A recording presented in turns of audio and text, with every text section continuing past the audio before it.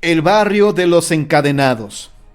En el año de 1686, cuando era virrey de la Nueva España, don Francisco Portocarrero Lazo de la Vega, conde de la Monclova, comenzaron las apariciones de El Encadenado, como popularmente lo llamó la gente.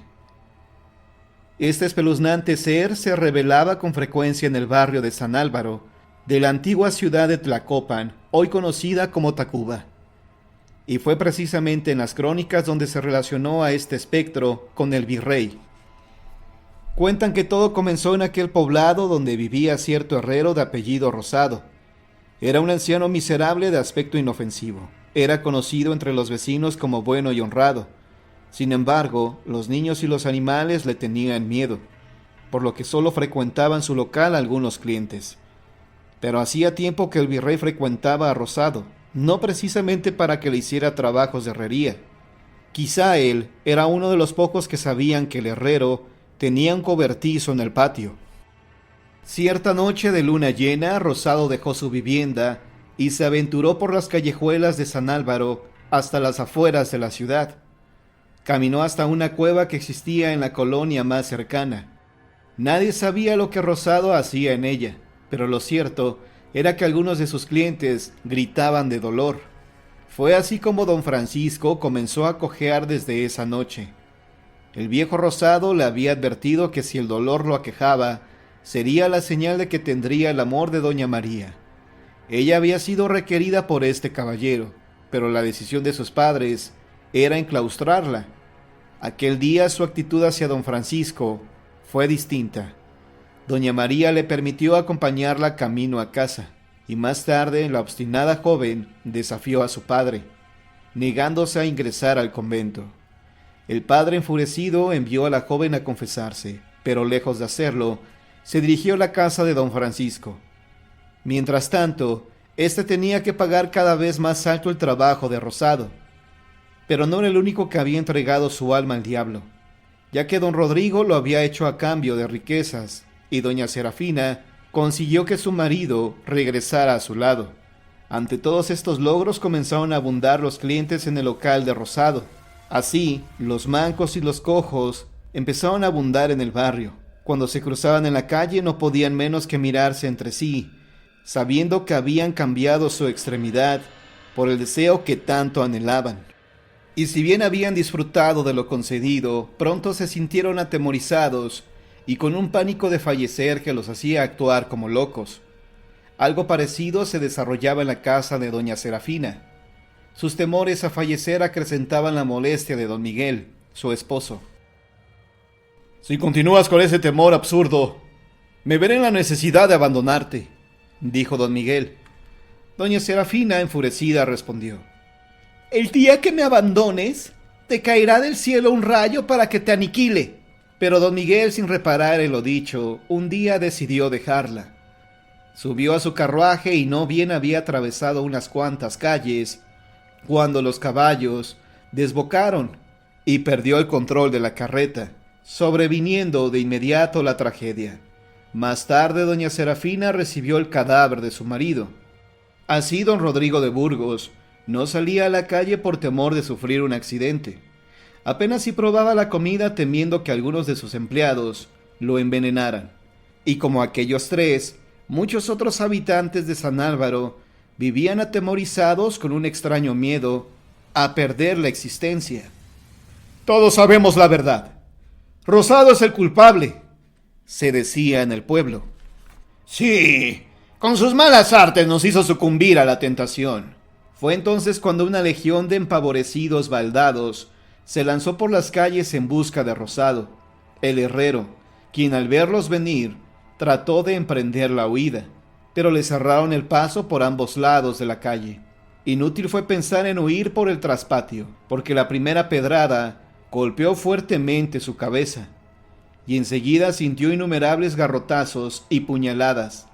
Cuando el brujo estaba en tierra, incapaz de defenderse y con la sangre brotando, alguien exclamó: «¡A la barranca con él! ¡Que no quede vagando su alma por aquí!». Rosado estaba agonizando cuando la turba enfurecida lo arrastró sin piedad hasta las afueras de la ciudad. Por primera vez en mucho tiempo no tuvieron miedo de aproximarse a las cuevas, ni ante el aullido de los coyotes que no cesaba.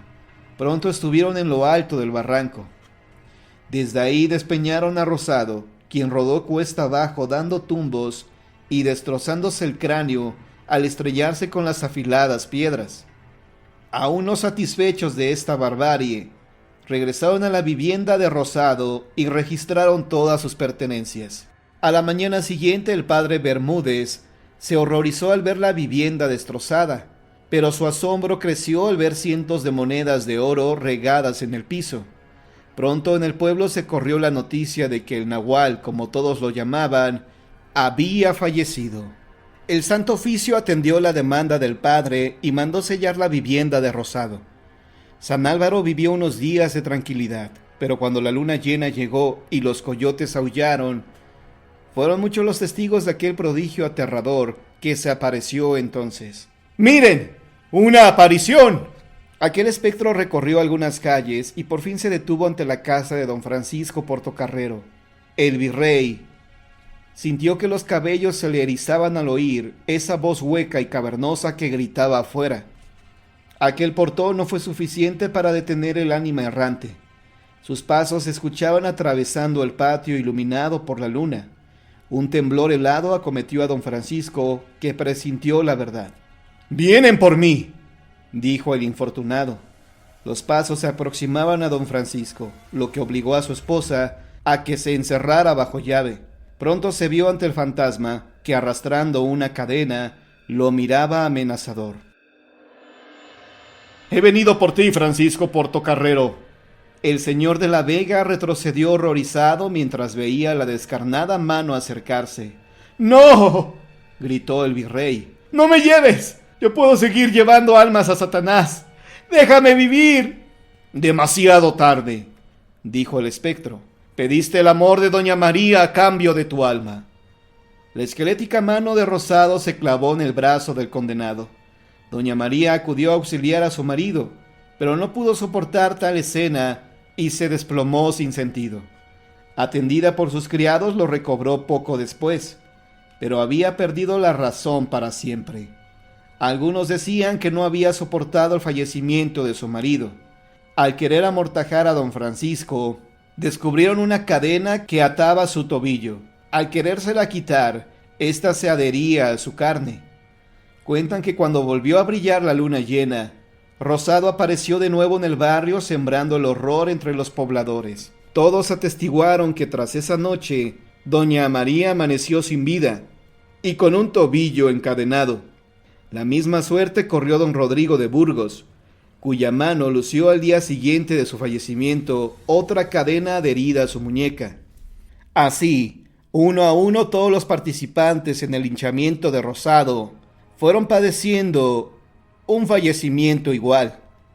El viejo herrero se dejaba ver en las noches de luna llena, sembrando pánico entre los habitantes, quienes aseguraban que aquel fantasma se perdía en la cueva. Todos estos decesos llegaron a oídos del padre Bermúdez, quien sin pensarlo esperó a que cayera la noche para enfrentarse al espectro. «En el nombre de Dios, detente», dijo el padre levantando una cruz. «Te ordeno que me digas, ¿por qué tu alma pena?». Al no recibir respuesta del espectro, el padre extrajo de su sotana un frasco de agua bendita que arrojó sobre el maléfico ser. El sacerdote logró que desapareciera de su vista unos instantes. Luego lo vio huyendo hacia las afueras. La luz de la luna destacaba su silueta poco después de una colina, pero el padre Bermúdez, quien estaba decidido a acabar con él, lo persiguió diciendo: «¡Acabaré contigo!». El clérigo pudo ver cómo desaparecía en el interior de la cueva, y desechando todo temor, avanzó hasta la boca de aquel oscuro escondrijo. Del interior provenía una luz verde y voces de personas. Sin más armas que su cruz, el sacerdote penetró en el tétrico recinto, mientras los lamentos se hacían más claros, y ante los ojos de éste se presentó un escalofriante espectáculo. Una legión de espectros encadenados unos a otros se quejaban y blasfemaban de modo impresionante. La crónica afirma que el padre Bermúdez salió despavorido de aquel infierno, pero al llegar al pueblo fue tomado por un loco y confinado al manicomio. También se cuenta que el espíritu de Rosado acabó su infernal tarea de recoger a todos los encadenados y que después se les veía vagar y lamentarse por las colinas en las noches de luna llena. Esta espeluznante historia pudo ser contada una vez más por el padre Bermúdez, quien antes de fallecer ratificó todo con lujo de detalles. Años más tarde, cuando el Santo Oficio se enteró de lo ocurrido, no solo bendijo la cueva, sino que además mandó quemar la vivienda del viejo Nahual. Pero para hacer más completo este relato, sabemos que el retrato del virrey Portocarrero dejaba mostrar a un hombre de aspecto duro y sin un brazo. Lo que no sabemos es si perdió esta extremidad en un combate, o si en realidad se le ofreció al demonio a cambio de otro favor. Esta fue la leyenda del barrio de los encadenados.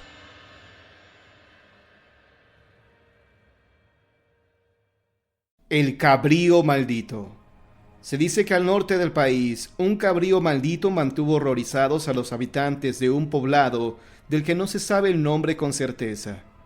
Lo cierto es que muy posiblemente esta historia sucedió durante la conquista, pues aún se adoraba a todo tipo de dioses y los saqueos e imposiciones religiosas por parte de los españoles complicaron en demasía la vida de los nativos. Así pues, los indígenas se sentían desamparados ante la masacre y sometimiento de los que eran víctimas. Esta situación fue aprovechada por un hechicero maligno cuya perversidad le hacía adorar a los entes del mal, debido a que tenía tratos con el diablo. Los conquistadores no se habían atrevido a dañarlo. Además poseía grandes riquezas y gozaba de muy buena salud, aunque las epidemias estaban acabando con los habitantes. Por estos motivos muchas personas se sintieron atraídas hacia él, pues creían que podían conservar sus bienes, así como hacerse de más tesoros, o bien ver materializados todos sus deseos. Se formó un grupo adorador de las fuerzas malignas, el cual estaba dispuesto a todo, a fin de conseguir lo jamás imaginado. El grupo realizaba sesiones tétricas. Lejos de la ciudad se enfilaban hacia un monte y ahí en una cueva llevaban a cabo los rituales más sangrientos. Le quitaban la vida a los animales con el objeto de mantener contento al demonio. Sin embargo, una noche al hechicero se le ocurrió la idea de traer a la vida a uno de los dioses más sangrientos y malvados. Algunos mencionaban incluso que se trataba del mismísimo demonio, con el fin de obtener mayores riquezas y poder sobre los propios conquistadores, quienes habían traído grandes desgracias al Nuevo Mundo. Para ello necesitaban sacrificar a 13 niños, todos menores de 5 años. A algunos integrantes del grupo satánico se le asignó la misión de raptar a los infantes y trasladarlos hasta la cueva. Así pues, 13 familias sufrieron la pérdida de sus hijos, lo que provocó un temor generalizado en la región. Las desapariciones eran atribuidas a los españoles, pero ningún indígena se atrevía a indagar. Mientras tanto, en el monte, el brujo inició el ritual sacrificando a un macho cabrío, el cual le cortó la cabeza y las patas traseras, ya que estos formarían parte del cuerpo de la deidad maligna. Posteriormente cavó una fosa del tamaño de un cuerpo humano y ahí las colocó. El ofrecimiento de las 13 pequeñas criaturas logró convocar el espíritu del demonio. Sin embargo, se requerían más víctimas para terminar de moldear al ser. Volvieron pues las desapariciones de niños. Los padres horrorizados no querían perder de vista a sus hijos. Muchos dejaron de salir y permanecían atrincherados en su casa. Con cada nuevo niño que sacrificaban, el hechicero iba formando los huesos del cuerpo de la entidad maléfica. Algunos de los miembros del grupo satánico comenzaron a hartarse de tanta matanza y no ver resultado alguno. Otros tantos reflexionaron sobre los hechos y se horrorizaron de todo lo sucedido. No obstante, se resistía a abandonar la secta por temor a represalias.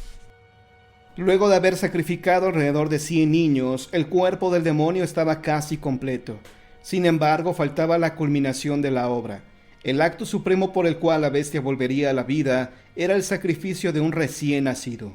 De tal forma que el hechicero pidió a los miembros de la secta que como prueba de que deseaban conjurar la presencia del diablo, tenían que ofrecer un neonato propio. Se acordó que una de las mujeres, cuyo embarazo era evidente, cedería a su hijo al momento de nacer. Cuando llegó por fin ese día, el brujo se preparó para terminar el ritual por el que la deidad se levantaría de su tumba. Los miembros se colocaron alrededor del cuerpo con cabeza y patas de macho cabrío, mientras que el hechicero ponía encima al recién nacido. Como si estuvieran hipnotizados, hombres y mujeres comenzaron a orar en un lenguaje desconocido. Repentinamente se escucharon algunos alaridos, al parecer provenientes del cuerpo demoníaco. Como si esa fuera la señal que esperaba, el brujo blandió un puñal con el que pretendía atravesar el corazón del bebé. Pero antes de que pudiera hacerlo, la madre del neonato, fuera de sí, se abalanzó sobre él y lo apuñaló. Después tomó en sus brazos a su criatura y con todas las fuerzas, la decisión y la rapidez de que era capaz, corrió hacia la boca de la cueva, temiendo que los demás miembros le dieran alcance y le arrebataran a su hijo para seguir con el ritual, pese al fallecimiento del hechicero. Sin embargo, la mayoría de los integrantes del grupo se sentía aliviada y a salvo, pues todos estaban tan asqueados por tanta sangre inocente vertida que lo único que deseaban en ese momento era retirarse del lugar y olvidar lo que ahí había ocurrido. Nadie regresó a la cueva. Sin embargo, se cree que uno de los integrantes clausuró la cueva por temor a que las almas en pena de los sacrificados tomaran venganza, puesto que se empezaba a hablar de las apariciones de un ser mitad hombre, mitad cabra. Años después, con la llegada de varios extranjeros a la Nueva España, llegó a esta región un cazador de tesoros que, maravillado por las historias de grandes riquezas aladas, venía con la firme intención de convertirse en un hombre adinerado. No llegó solo, vino acompañado de su esposa y su hija, a quien le atraía a conocer lugares nuevos y extraños. Fue ella quien en una expedición recogió sin que su padre lo notara un minúsculo juguete que le llamó la atención y lo llevó a su casa. A partir de ese día su comportamiento comenzó a cambiar de manera notoria. Sus padres pensaban que quizás se trataba de una reacción ante la nueva forma de vida con personas que eran muy diferentes en cuanto a costumbres. Un día, una de las ancianas del pueblo, y quien servía a la familia, escuchó a la niña hablar a solas en una lengua extraña, incomprensible. Horrorizada recordó los sucesos vividos en su juventud, cuando un hechicero intentó quitarle la vida a su hijo recién nacido para revivir a un demonio. Las semanas siguientes fueron horribles, ya que algunos hombres y mujeres perdieron la vida. Todos estos decesos estaban relacionados, pues cada una de las víctimas formó parte del grupo satánico que alguna vez intentó cumplir todos sus deseos a través del sacrificio humano de infantes. Cuenta la leyenda que el ser incompleto de la bestia, mitad hombre, mitad cabra, vaga por el monte, tratando de atraer a aquellos ambiciosos que estén dispuestos a vender su alma, a cambio de grandes favores, y con ello traerlo a este mundo.